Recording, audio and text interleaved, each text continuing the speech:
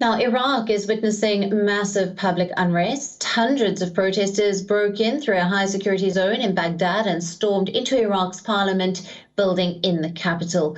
Now, the latest incident comes as supporters of Muqtada al-Sadr expressed displeasure over the nomination of a rival candidate for the position of prime minister. The protesters breached Baghdad's closely guarded green zone. Now, the zone contains a number of important buildings, including embassies. Iraqi police fired tear gas and water cannons in an attempt to disperse the protesters. No lawmakers were present at the time of protest. Interestingly, al-Sadr's political alliance won the most seats in the general elections, which took place last October. However, they could not come into power due to a political deadlock following the election. Iraq's Prime Minister Mustafa al-Kadhimi urged the protesters to leave the building. However, the demonstrators sang, danced and leisured inside the building. Now, the unrest comes after a 9-month-long political stalemate. During this time, several disputes between political factions have prevented the creation of a new government. Al-Sadr has opposed American intervention in Iraq. However, he has not been able to build a governing coalition due to his refusal to work with rivals. Now, al-Sadr and his supporters have opposed the candidacy of Mohammed al-Sudani because they feel he is close to Iran. من قبة البرلمان احنا شعب عراقي احنا نريدك يا المالكي يا السوداني يا فلان يا علان المالك متشلب بالحكومه شنو من عندنا عمو روح اخذ غراضك وملابسك واطلع من هذا البلد يا اخي شعب تعب شعب انهار عالم قتل الجوع عالم قام تشرب مخدرات عالم قام تقتل قام تسلب من الجوع شعب كله انتهى.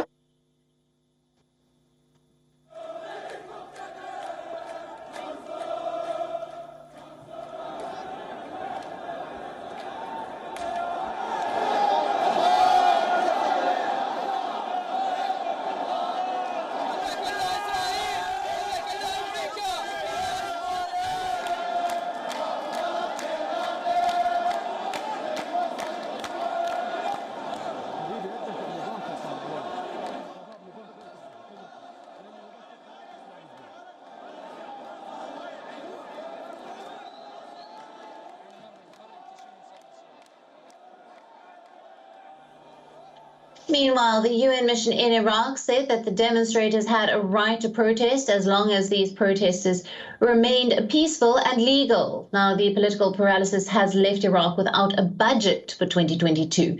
This has delayed much-needed infrastructure projects and economic reform. Citizens of Iraq feel that the current deadlock is worsening a lack of services and jobs in the country. And they also express their displeasure over the poor health care and education, along with power and water scarcity. Demonstrators demanded the removal of parties that have been in power since 2003, accusing them of corruption.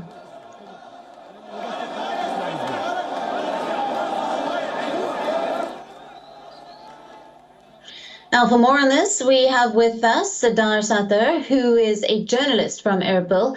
Welcome to the broadcast. Now, the pro-Sadr protests stormed Iraqi parliament yesterday, and this is mainly over the opposition to the candidacy of Mohammed al-Sudani. Why are these protesters against him? Mohammed al-Sudani has served in several key positions, including governor of one of the provinces, and he held previously several ministry positions. And the main principle of Muqtada al-Sadr, who is one of the very powerful clerics, not only a politician, but very powerful clerics in Iraq, is that those who are accused of corruption cannot be tested, cannot be granted access to any high-ranking positions. This is one of the issues. But the second issue is that the nomination of al-Sudani is put forward by the pro-Iran coordination framework, which is a political rival of Muqtada al-Sadr. They are close to Iran, and Muqtada al-Sadr is trying to take Iraq out of the of Iran. And this rivalry is not something new. It has been there for several years. Muqtada al-Sadr previously also clashed with the framework and the members of the framework. And this led to the protest yesterday, actually. Right. And what is the political road ahead for the country? I mean, elections happened in October, and there is still no government in place, even now. This is something very complicated. Many believe that Muqtada al-Sadr is trying to deliver a message through this public protest. And the message is that whether or not he is within the process of the formation of the new government, he controls the public opinion and he controls the people. So he's trying to create challenges for them through these protests. And where this is going to lead, most probably many believe that it is going to force the Iraqis to call for another early election, just like the previous one. But people are not hopeful about this, because even if there is going to be another election, whether maybe only if the influence of political parties and their gains through the electoral polls are going to change. Otherwise, we are not going to see anything else. On the other hand, other people are fearing that probably this is none of these sides, none of the clashing sides are going to back down. So this is going to lead to an intra-Shia infight.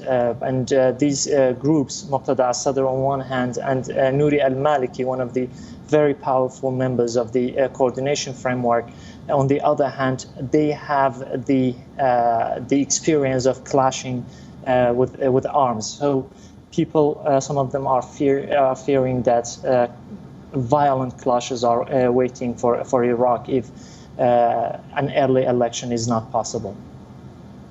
Sara, can you talk us through the economic and financial hardships that the country is currently facing?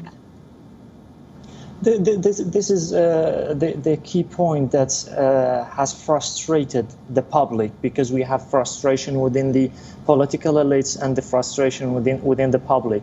Iraq has held the last election in October 2021, and for 9 months it has been struggling to form a new government for these political disputes between main characters. And this has led the government without a budget for 2022. Having no budget for the government and having no new government who is constitutionally authorized to fund new projects or to fund new governance agendas has led Iraq without the same crippled services, public services. And we see that people are left without jobs. And these protests, yesterday we saw the protests, these are political, but we have had several other protests. People are coming to the streets and trying to make their voices heard, that they are left without jobs, without water, without electricity. And this is what frustrates the public, actually. Absolutely, Sada. Thank you very much for being with us on this broadcast and your valued opinion there. Thank you, Alison. WION, now available in your country. Download the app now. Get all the news on the move.